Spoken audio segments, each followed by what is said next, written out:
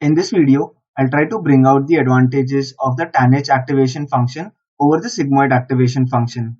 So without wasting any time, let's get started by importing the necessary modules. I'll need Plotly for this example for visualizing the entire plots and helping you understand why tanh is better as compared to sigmoid. So that is why I've kind of installed Plotly. I want to utilize the dynamic graphs of Plotly. That is why I've selected Plotly as backend, which is something similar to what I did in my previous video. So let me run this cell as well. So the formula of tan h for the input z is equal to the ratio of the exponent raised to z minus the exponent raised to minus z, and the denominator is exponent raised to z plus exponent raised to minus z. So this is the formula that we'll be utilizing to calculate the values of tan h for a given set of input values. So let's move forward. The next thing that I've done is I've generated 100 numbers between minus 10 to 10. I've calculated the sigmoid value, which is 1 upon 1 plus the exponent raised to minus x. I've also calculated the sigmoid derivative. If you're still confused with respect to the derivative calculation, I'll attach the link to the video that I've created in terms of explaining how the sigmoid derivative can be calculated using the output of the sigmoid function, which is basically the formula of sigmoid into 1 minus sigmoid. The next line signifies the tan h calculation, which is nothing else but the replication of the formula that I just showed you, which consists of the numerator and the denominator terms. And the derivative of tan h is basically 1 minus tan h the whole square. Let me run this cell. Since I've calculated the values, let me put all these values in a data frame df. So let me run this cell. Now that the data frame is ready, let's go over some visualizations to understand the advantages of using a tan h over sigmoid.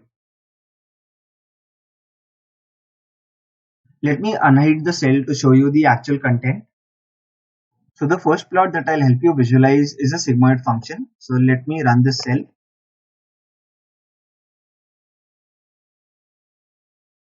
So this is how the sigmoid function looks like. It is basically an S-shaped curve which has values between 0 to 1, and you can have x values ranging from minus infinity to plus infinity. So this is something that I kind of covered in the previous video as well. Feel free to check out that video to understand more about the sigmoid function.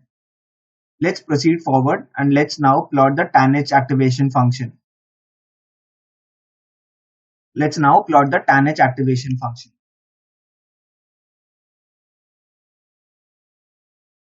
So this is how the tan h function looks like. It is very similar to the sigmoid curve that I just showed you. The only difference here is your range of values, that is your output values in case of tan h, move from minus 1 to plus 1. So at x equal to minus infinity, you will have a value of tan h equal to minus 1. At x equal to infinity, you will have a value of tan h equal to 1. So that is the overall scaling that has happened in case of tan h, but the overall structure is still the same when you compare it with the sigmoid function. However, given if the structure is entirely the same, why is tan h more popular as compared to sigmoid is what I'll try to decode when we look at the derivative of both the functions. So let's move forward.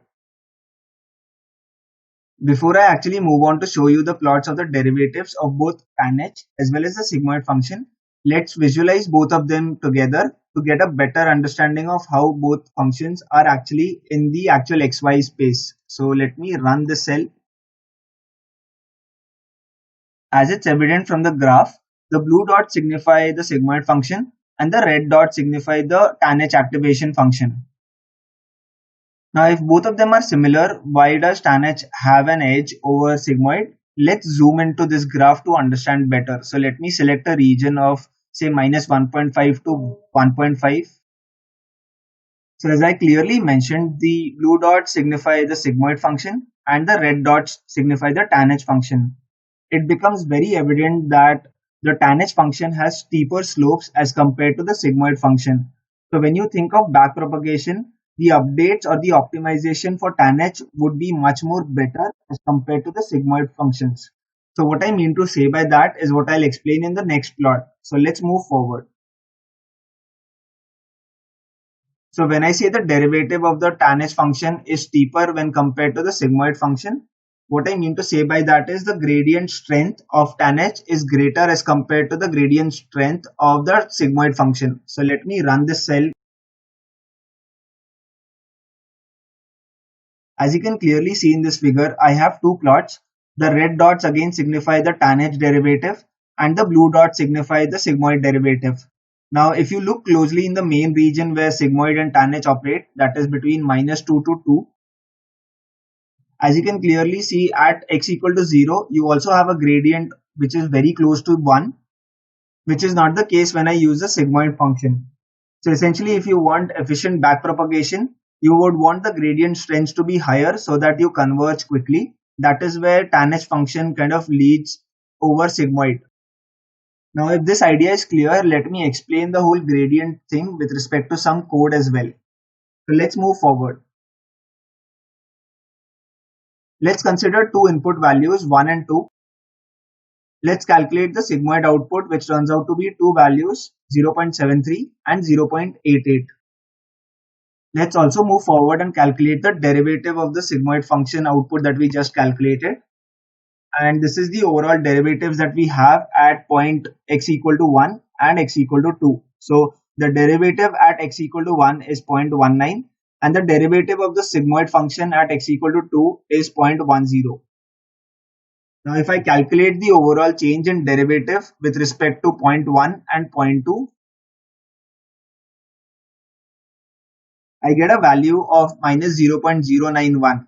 This value is a significant value given I'm operating in the main region of where sigmoid operates. Let's move forward and try to carry out this activity on the tan h activation function as well.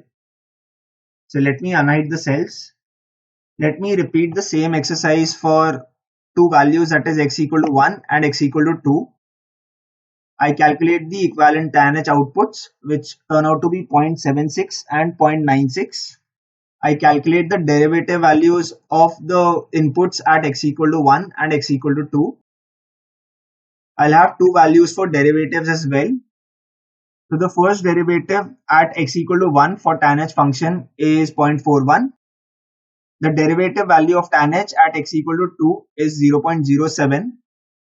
There's been a drastic drop in case of the derivative strength as well, from moving from x equal to 1 to x equal to 2. Let's try to incorporate that change of derivative that has occurred between the 2 points x equal to 1 and x equal to 2. So let me run this cell.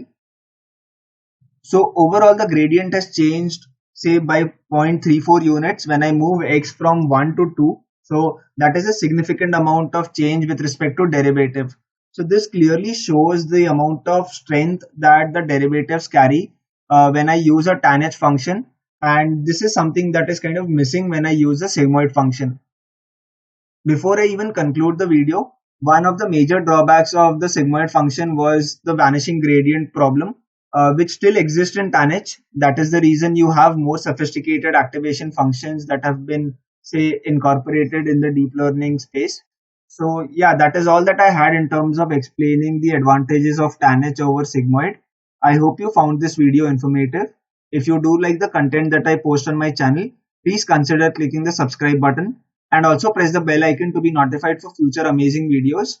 Thank you so much for watching the video.